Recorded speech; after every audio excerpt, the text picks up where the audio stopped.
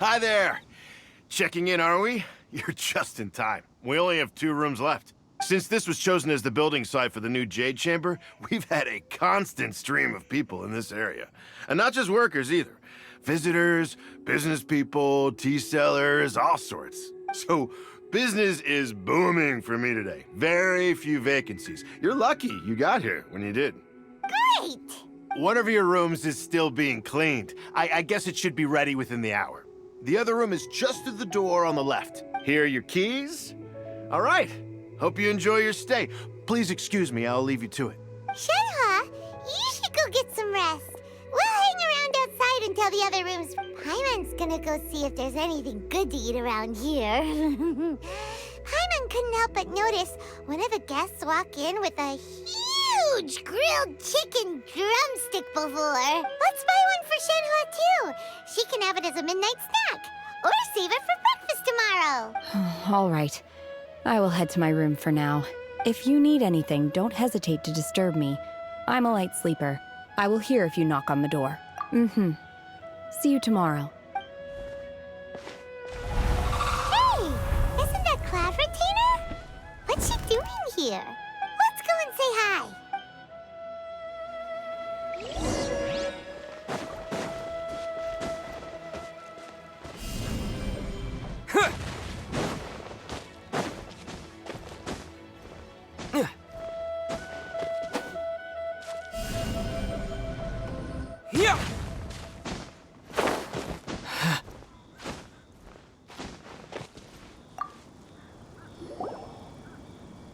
One trusts you have met Shenhe. So, are you getting along quite well? So far, so good. Yeah. So, you know Shenhe too, Cloud Retainer? Naturally.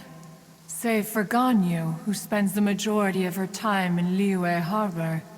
All the adepti living today are acquainted with Shenhe to some degree. Cool. So, what's her adeptus name anyway? Calling her Shenhe feels kind of friendly, but also kind of disrespectful. So Paimon's thinking maybe it'd be better if we called her by her adeptus name instead. Her adeptus name? Why, pray tell, would Shenhe have an adeptus name? Don't all adepti have a special title they go by? On this latter point, you are correct. However, Shenhe is human. Oh, right. Wait, what? Paimon neither. This is a real surprise. Do you mean to say that she presents differently from ordinary human beings? Well, to start with, her problem-solving methods are extremely direct. Ah, yes. She was like this all those years ago when one first met her. In this respect, she has not changed. One first found Shenhe by chance in a cave. One was passing by and sensed the presence of a god's remains. Being of an ever-vigilant disposition, one entered immediately to inspect the scene. Inside was Shenhe, then aged around 6 years old. In her hand, she held a dagger with which she was confronting a monster that was the god's remains incarnate. That sounds so dangerous. When one arrived, she had already been locked in confrontation with this monster for several days. Most mortal children are fragile, both physically and mentally, and are highly reliant on their parents for survival. But not so her. That she was able to endure such terrible danger was due not only to her strong willpower, but also to the bloodlust and homicidal instinct with which she was born. One dealt with the monster, yet she still refused to lower her guard. She even pointed her dagger in one's direction and remained ready to strike. Only after she was satisfied that one had no intention to cause her harm did she finally relent. She then passed out without uttering a single word. In other words, if you hadn't passed by that day, Shenhe might have... Not necessarily. Upon one's arrival, one could sense that the god's wrath was gradually receding. Even had the stalemate continued, one suspects that Shenhe may have still emerged the victor of the confrontation. That's still so dangerous, though. Why was a tiny little kid battling against the wrath of a god in the first place? Alas, the mortal world is rife with suffering of every kind, and she had experienced her fair share of this, even at a tender age. Seeing that she was homeless, one decided to adopt her. Indeed, it is one to whom she refers. Shenhe has an extraordinary constitution, making her well adapted to practicing the adepti arts. All the adepti cherished her talents, and so we were willing to train her. However, her homicidal urges did not subside with age. Rather, they grew stronger day by day. Mooncarver once performed a divination for her. He declared that her fate is to bear the curse of calamity. Consumed by malevolent energy, she is prone to bring harm to those around her. Such is the magnitude of the danger this poses, that her soul must be bound with red ropes to keep her homicidal instinct at bay. The red ropes have indeed served to keep her calmer and more content. They also seem to have rendered her somewhat inexpressive. Perhaps the red ropes are so powerful that they have suppressed some of her other emotions as well.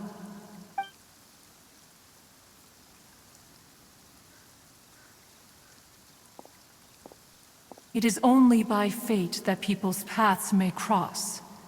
Now that Shenhe's path has crossed with yours, please be sure to treasure the gift that fate has given you, and take good care of her. Oh, now Paimon gets it.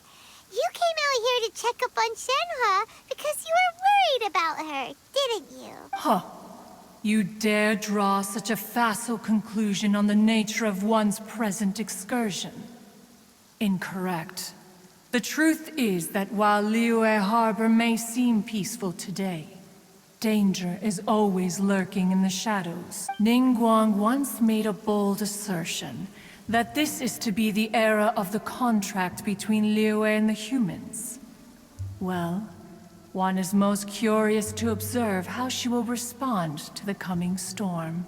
If she handles it admirably, one is willing to be a witness to her achievements.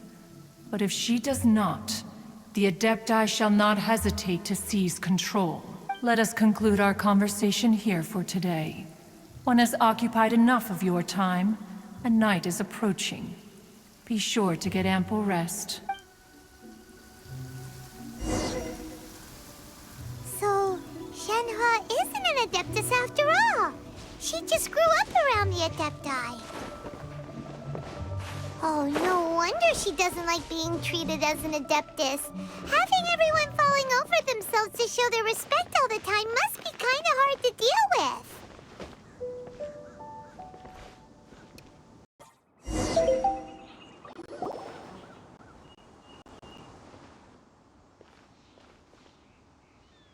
Master has relayed my situation to you, I take it. Oh? How did you know? I'd intended to wait until you came back before going to sleep, but I didn't hear you come in. I was worried that something may have happened to you, so I went outside to check and caught sight of my master. On top of this, you have been acting very strangely around me this morning, causing me to suspect that my master must have told you everything about me. After all, Master is very talkative. Sorry, Shenhe. Paimon had you down as an adeptus this whole time, but it turns out Paimon was wrong. It's okay. I don't mind. The fault is mine for not explaining everything to you sooner, because in my experience, trying to explain is a futile pursuit. Still, though you mistook me for an adeptus, you never treated me as distant and unapproachable. Instead, you treated me as you would a friend.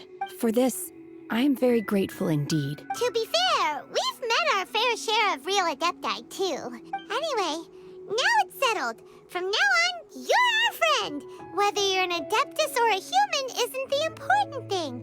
First and foremost, we're just plain old friends. Got it. Although I don't know quite what it entails in terms of what I have to do, I must say I like the title friend very much indeed. Great!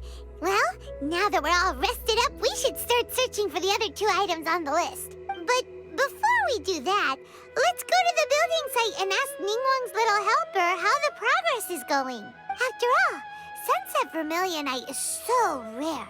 Paimon doubts many competitors will really be able to find any. If it turns out some of them have given up already, we'll be able to take things a little more slowly. Oh, and another thing. We bought some grilled chicken drumsticks on the way back last night. There was a place just outside. Here's one for you, Shenhe. Try it! They're so good. I concur. It has a rich flavor, far more agreeable than those I've cooked for myself in the wilderness in the past.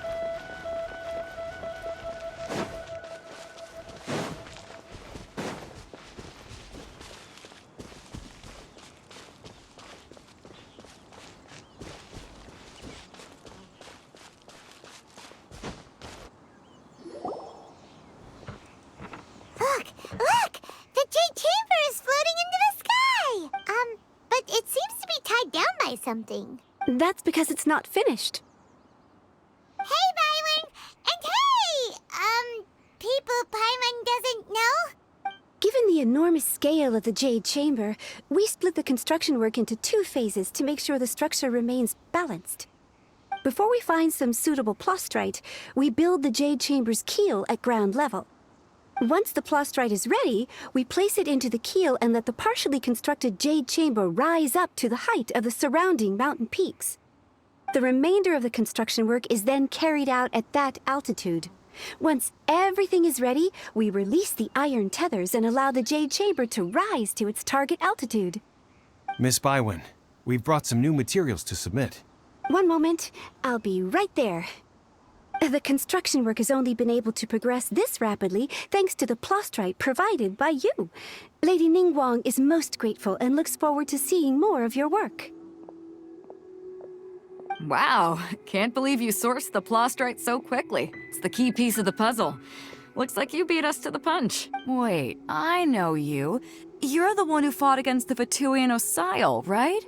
Oh, sure enough, your reputation precedes you. Pleased to meet you. I'm Beto, captain of the Crux. Beto? Are you here to join the Jade Chamber contest too? Sure am. I happened to get my hands on a chunk of sunset vermilionite on a voyage a while back, so I figured I'd bring it over. Huh. So even though it's rare, we're not the only ones who managed to get a hold of it. Oh, I've got some introductions to do. This is the renowned Miss Yun, or Yunjin, probably the most famous figure in the Liyue opera scene. Greetings. These 2 are Paimon and the Traveler. I'm sure you've heard of them before. And this is... sorry, I'm not sure we've met. Shenhe. I am there.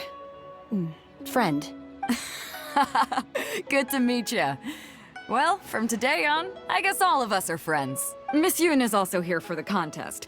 Turns out she needed to borrow a boat, so we came together. It's an honor to finally meet you both. I've heard much about you. Miss Shenhe, though we are only meeting for the first time, I have a feeling that we will get along very well indeed. To be honest with you all, I am in great need of this opportunity to ask Lady Ningguang a question. That's why I joined the contest. Thanks to my father's connections, I was able to acquire a specimen of the plastrite required. Fortunately, it was approved for submission, despite being a little on the diminutive side. Wow. So it looks like the 3 of us are competitors now. Excuse me for prying, Miss Shenhe, but are you competing as well? No, I don't have any questions for Ningguang. I just wanted to help him win. In that case, I have a proposal to make. Lady Ningguang said that the first 3 contestants to procure all 3 materials will be awarded the chance to ask a question. Well, there are 3 teams here. We can split the prize between us. Instead of competing against each other, we could work together to secure the top 3 places between us. What do you think? Sounds great, but how does that change things exactly? I think I see where you're going with this, Miss Yun. The plastrite was the most difficult item to source by a long shot. Luckily, all three of us managed to get our hands on it. The two remaining items aren't quite so rare, so as long as one of us finds a way to source it, the other two can hop on the bandwagon. How'd I do? Is that what you had in mind? Precisely. Huh. Interesting approach. Okay then. All right, I'll go first. I have some leads on these wonder cores. From what I've heard, the core itself is really not that difficult to make. The hard part is getting hold of the ore used as raw materials. I'm gonna head back to the ship and ask Suling if he's heard of them. You guys... We will head into town and seek advice from Master Zhang of Hanfeng's Ironmongers. Thoughts? Wonderful. We'll split into teams then, and whoever makes progress first brings all of us a step closer to victory. I'm gonna take off. See you later. Okay, let's go! By the way, what question are you gonna ask Ningguang, Yunjin? I'm looking for a venue to host the performance of our new opera. Lady Ningguang has excellent judgment, so I would like to hear her opinion. Ooh, what's the opera called? Paimon wants to go see it. The opera is a labor of love by my father. He wrote it based on a popular urban legend about an evil spirit and an adeptus. It's called The Divine Damsel of Devastation.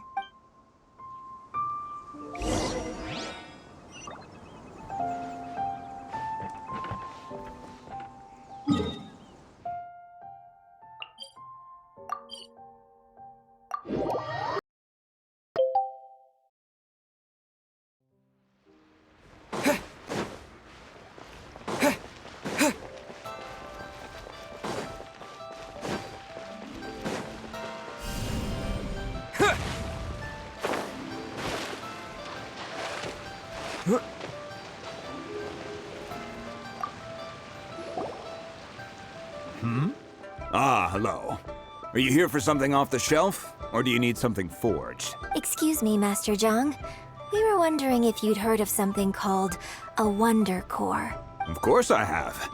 Sorry, who's asking? My name is Yunjin. Perhaps you don't know me, but I believe that you forged some weaponry for my father in the past, for stage use. Yunjin? Stage use? Oh, so you must be Miss Yoon. Sorry, my brain's finally caught up. It's not used to doing much beyond bashing a hammer all day. Everyone's heard of you, Miss Yoon. Even folks who don't make it to the opera all that often. Like myself. So, you're here to ask about Wonder Cores, huh? As it happens, I do know how to make them. Matter of fact, I made some for Lady Ningguang back when she was building the original Jade Chamber. The types of ore needed to make Wonder Cores are a little hard to come by. Lady Ningguang supplied them herself last time. I don't suppose you've brought any yourselves? No, we were gonna ask you what kinds of ore we need. Sure. Well, you'll need two kinds. Star Splinter Iron and Subrosium. If I remember correctly, Lady Ningguang sourced her Star Splinter Iron from the Mount Tianheng area. They say it resonates with visions. It could take some work, but if you stick with it, you'll find some eventually. As for the Subrosium, though, that's trickier. It's all but unheard of on the market. I'm really not sure. Sorry. What I've heard is that the people around Mount Tianheng have some sort of magic trick that can pinpoint the location of the stuff. Of course, it's probably just hearsay. If you want my advice, start by looking for Star Splinter Iron around Mount Tianheng. And if you run into any locals, ask them a few questions about Subrosium. Mount Tianheng. Interestingly enough, the story of the Divine Damsel of Devastation also takes place on that mountain. I hear the view there is quite spectacular. A favorite destination of the adepti, in fact. Perhaps it can give me some inspiration. Let's not delay. We should head straight there.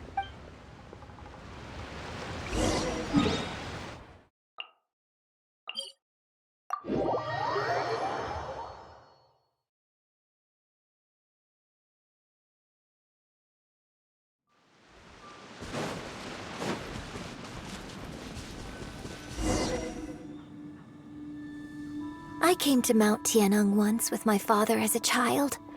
I remember it being such a long climb that I could barely feel my legs by the time we reached the top. This is quite a trip down memory lane for me. Look at these majestic, towering peaks and the gently flowing streams. It's like setting foot in paradise. No wonder the legend of the divine damsel of devastation is said to have taken place here. Adepti wander oft where mortals seldom stride. Indeed, this looks like a place that one might expect to be frequented by adepti. The Divine Damsel of Devastation is your upcoming opera, right? And the story takes place in Mount Tianheng. Huh. Seems like you have a real connection with this place. What's the story about, though? It's the story of a girl becoming a hero. Cool. A hero story? They're Paimon's favorite. The legend first arose in this area. It is said that there used to be a prosperous village on the mountain. In that village, there was a loving couple who were completely devoted to one another. One day, a terrifying monster appeared. The wife was out collecting herbs and was captured by the monster. Her husband was so distraught at the news that it broke his spirit and drove him to madness. The vile and vicious monster told the villagers, "If you want to live, you must sacrifice a child to me." What a nasty piece of work! Paimon sure hopes this monster gets put in its place! But the monster was so terrible and so strong that all within the village were terrified of it. They had no choice but to give in to the monster's demand. Just while they were discussing whose child would be given over to the monster, a little girl suddenly stood up and came forward. No! Don't do it, little girl! Unbeknownst to anybody else, she was concealing an exorcist's blade. She approached the monster's lair, feigning fear and trepidation. When she finally arrived, she courageously drew her sword and entered into a fierce struggle with the monster, from which she eventually emerged as the victor. Her extraordinary abilities drew the attention of the adepti, and they took her as one of their own. Her story became the stuff of legends. But alas, the paths of mortals and adepti seldom cross, and she would never again re-enter the mortal world. And so, destined to grace the mortal realm for but a brief moment, she vanished like a wisp of smoke into thin air. That's how the opera ends. I really like this story, but I personally think that perhaps the little girl was not as brave as the opera makes her out to be. I'm not sure she deserves all the praise she is given. I've never considered that before. Opera is always an interpretation of the events it purports to portray. A certain degree of deviation from the truth is always inevitable. When my father wrote the script for this play, I suppose his intention was to inspire his audience with the character of the divine damsel. I think it's a great story. The ideal story. Well, it sure inspired Paimon! Let's go get ourselves some Star Splinter Iron! Yeah!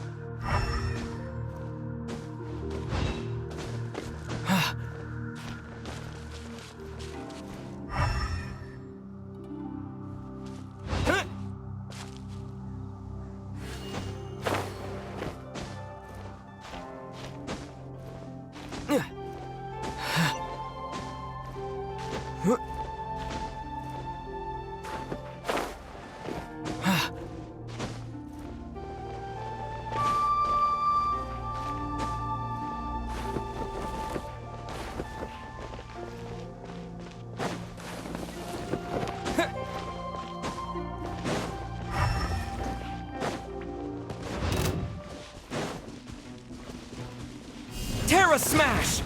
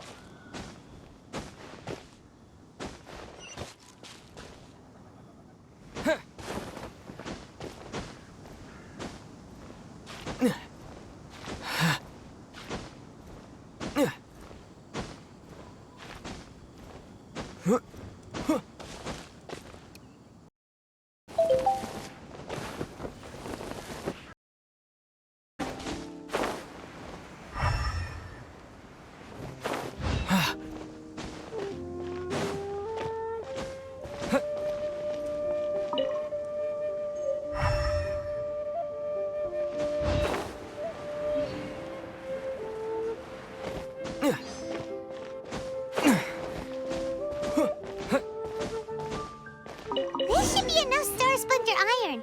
Now we just need to find that Subrosium. I think I saw a village on our way here. Master Zhang said we should ask the locals for help. Why don't we try there?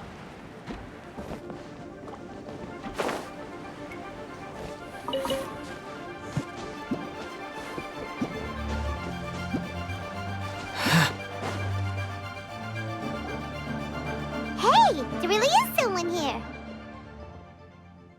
Yunjin, looks like you were right. Excuse us, sir. Can we ask you something? Huh. He didn't seem to catch that. Hello, sir.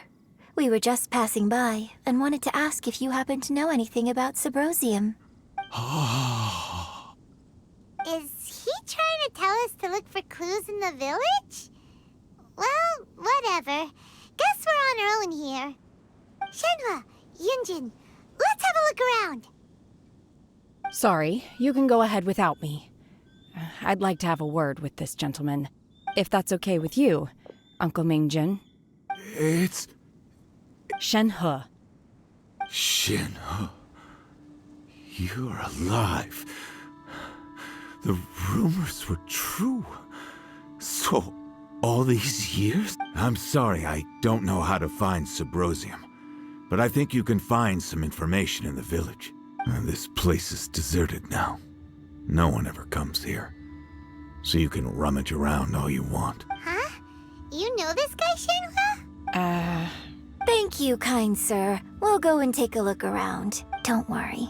Mingjin has no ill intention towards Miss Shenhe. She'll be quite safe. Okay, then let's see what we can find in this village.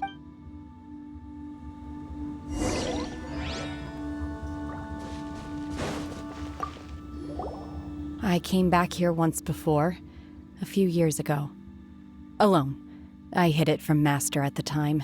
It was deserted then, too, except for a few low-life bandits. Everyone and everything I remembered was long gone.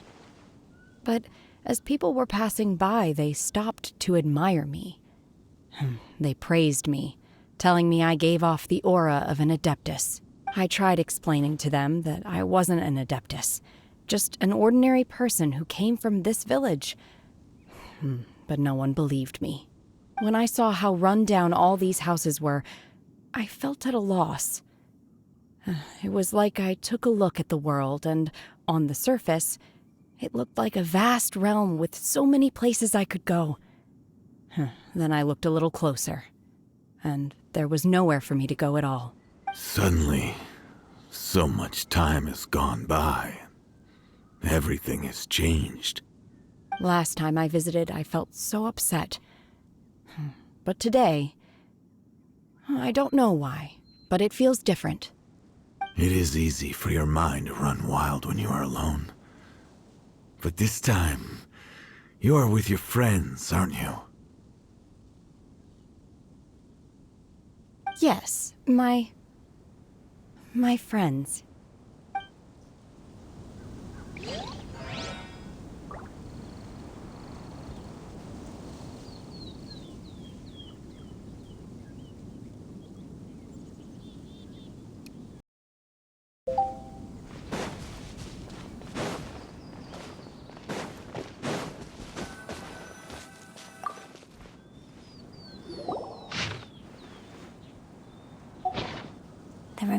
remains of a god, an abandoned village, Mount Tianheng. Does this mean that the true story of the divine damsel of devastation happened right here, in this village? The time frame certainly matches, so it seems we're in the right area. Let's keep looking around.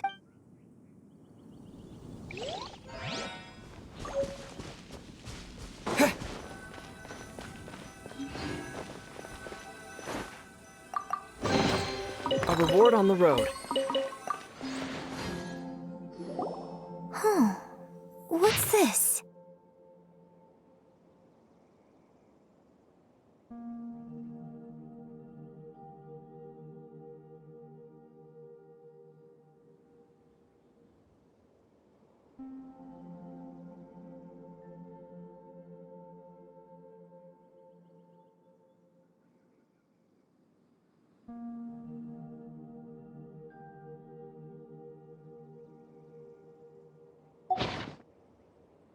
So, Shenhe is the divine damsel? Now that I think about it, she does behave rather like an adeptus, and she is about the right age. So that's why I've been getting the strangest feeling whenever I chat with her. I should have noticed it earlier. According to this text, the divine damsel from the opera was actually the daughter of the loving couple. And she didn't volunteer. She was sacrificed to the monster by her own father. Oh, the truth is even more lamentable than the opera. Now I understand why Shenhe said the girl was not as brave as people think. It wasn't her choice to enter that ghastly situation. She was forced into it. Oh. It looks like my father may need to make a few revisions to his beloved opera. We've looked everywhere, but still no mention of Symposium. Let's have a look over there.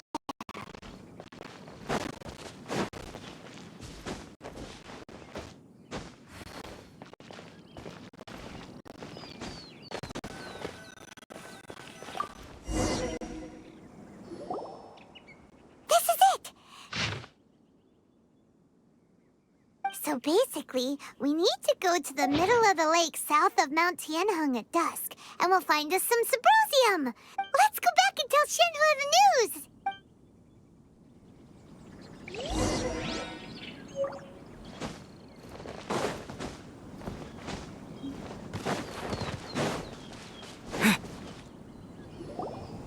One year when I was back visiting, I heard a story about a white-haired adeptus from a merchant passing by. I never imagined it was you. I was a very close friend of your father's. I could have stopped him from performing the summoning ritual. I had plenty of chances, but I couldn't bring myself to stand up to him. I just let things happen, let it all escalate. Well, we all know how that story ended. I bring flowers back here every year. And each time I wish I had a chance to apologize to you. Apologize for what? If you'd stopped him, he'd only have found another way. There is nothing he wouldn't have done for his true love. Nothing. Do you still hate him? I don't know what I feel. I'm told my fate is to bear the curse of calamity, so my master bound my soul with red ropes to curb my aggression. But it also dampened my emotions, making me dispassionate, like the adepti. So if you ask me how I feel about the past, if I hate my father or not, the truth is, I feel nothing at all. It must have been so tough for you all these years. Shenhe, we're back! Oh, then I will leave you all in peace. Shenhe, it brings me some solace knowing that you are okay. I'll tell you more about the old times next time we meet. Thanks, mister. We found some info in the end.